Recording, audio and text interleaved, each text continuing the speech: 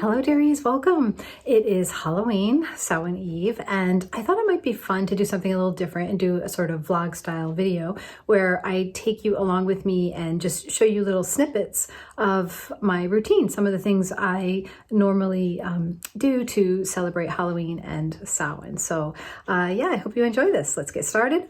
Before we begin, wanted to show off my really cool skull sweater here, which is also reversible.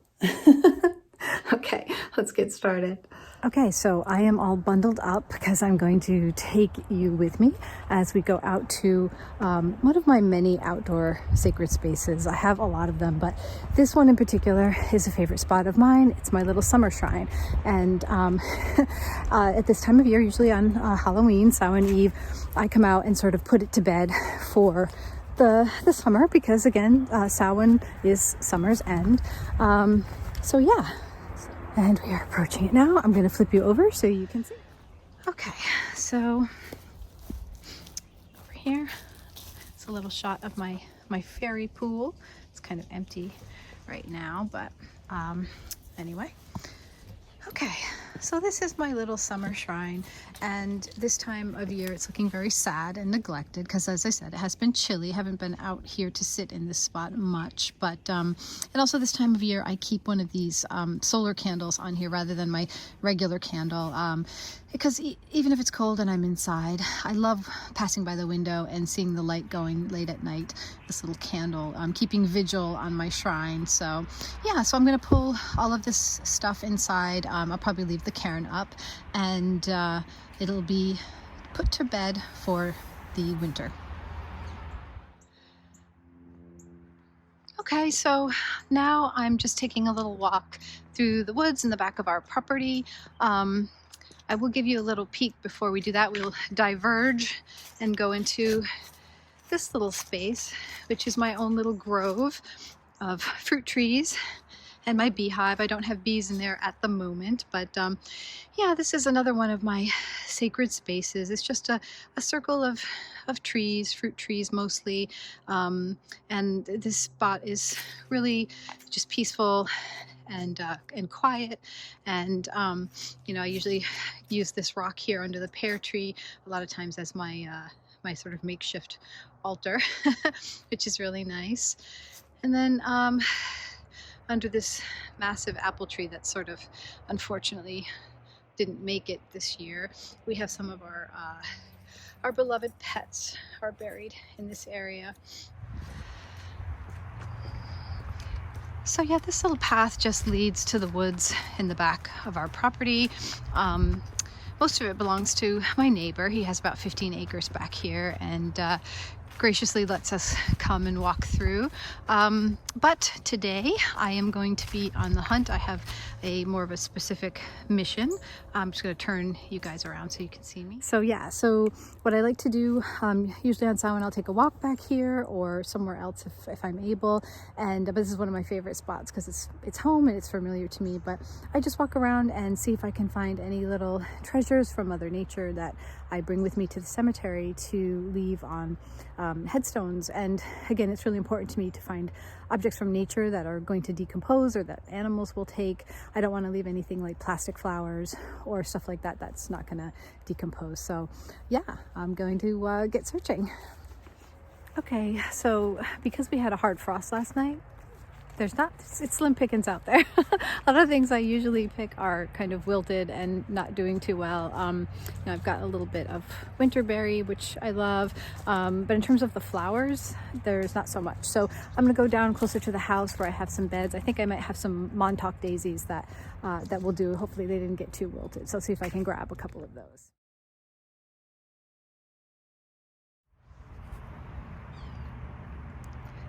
Okay, so I wound up with a few little things. I have a teeny bit of lavender that managed to survive. I grabbed that. Of course, I have my winterberry there. A coneflower that's just barely hanging on.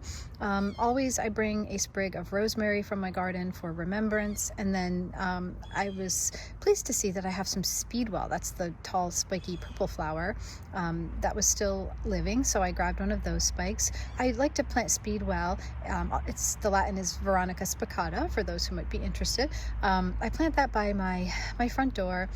Traditionally, it's associated with safe travels and safe passage. So I figured that would be something nice to include for the ancestor offering as well.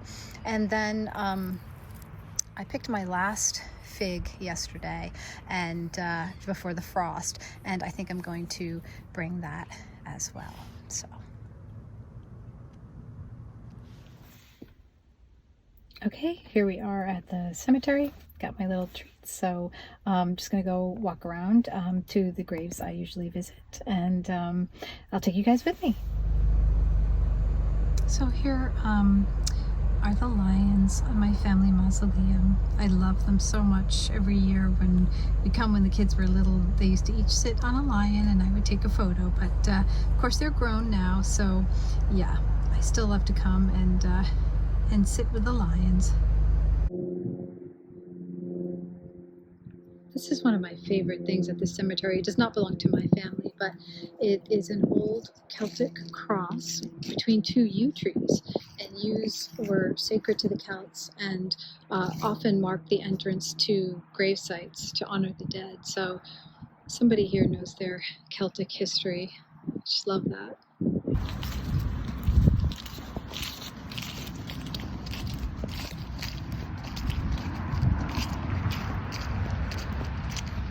So it has been incredibly busy here today. I mean, to the point where I have hardly been able to film because there are people all around.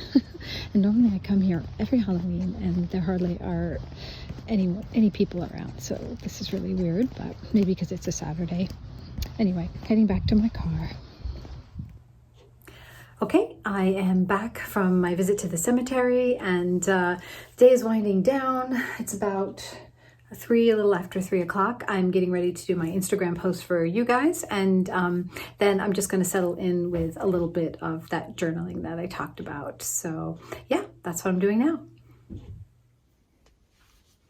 Okay, so what I'm doing here is preparing my Samhain journal page.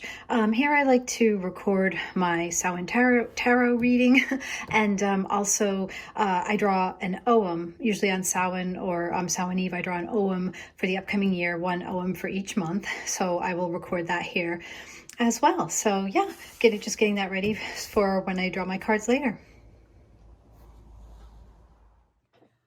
Okay, so one other thing that I wanted to share with you guys that I do, the timing doesn't always work out perfectly, but in this case it did. I have an ancestor candle, a new one that I have to put together.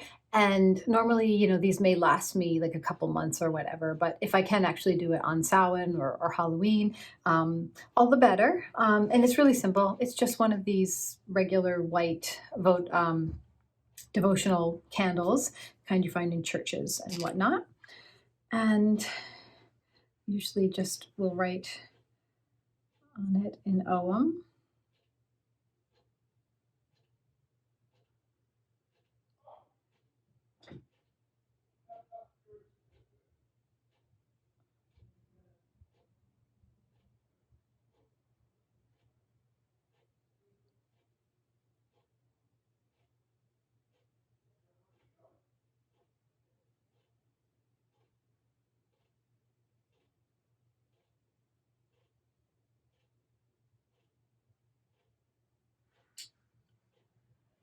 So I just wrote that's ancestors in ogham, and then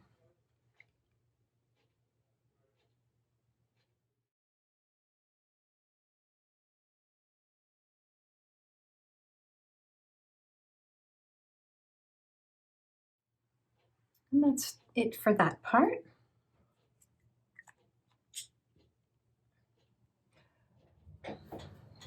Okay, and then I will trim this wick down. There we go. And then what I like to do is add a little bit of herbs. Sometimes I'll use mugwort or patchouli, you know, whatever. In this case, I'm using a little bit of pine.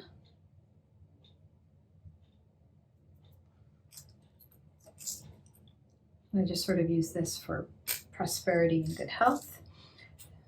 Juniper berries. It's just sort of, again, sort of cleansing and blessing. And last but not least, I have some of this lucky hoodoo oil. It's not something I use too much in my practice. I've had this for a really long time. Since I've moved into more of my own Celtic practice, I don't use this all that much, but I love the smell of it. So I only use it sometimes just to put in here to sort of scent the candle as it burns, because it's just, it's delicious. I don't even know if they even make this stuff anymore, but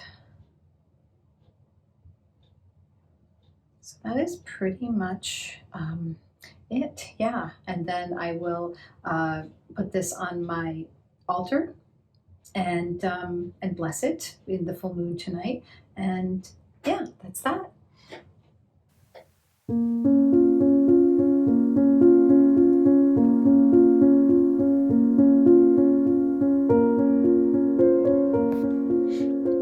So now I am just preparing to do my whole house seining, which is no small task.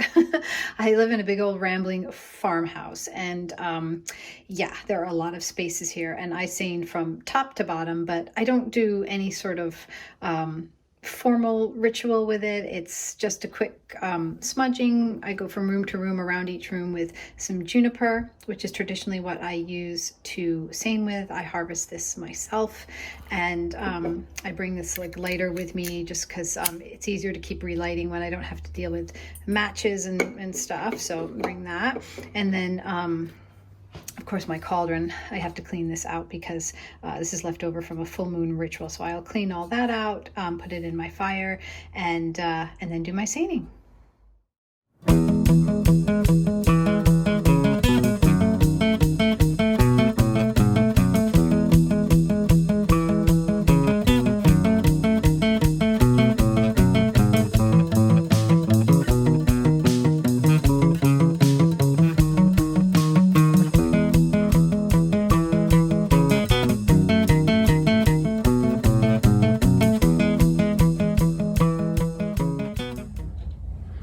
Okay, well, here we are at the end. I figured that I would film my farewell now because the light is fading fast and I don't want to be struggling with that, trying to record later tonight. So anyway, I hope you enjoyed this video, dearies. This is a pretty typical snapshot of a Halloween for me. Of course, some years it's a little bit different. I might do more baking, make soul cakes or a big meal. Some years we get dressed up and go to Halloween parties, but this was a really good snapshot of a typical Halloween. I almost always do all of the things that you saw today. So, and then of course tomorrow is Samhain, which is a lot more personal and introspective. So I won't be sharing any of that with you. But yeah, I hope you enjoyed that. And as always, I thank you so much for watching, and I look forward to seeing you next time. Bye for now.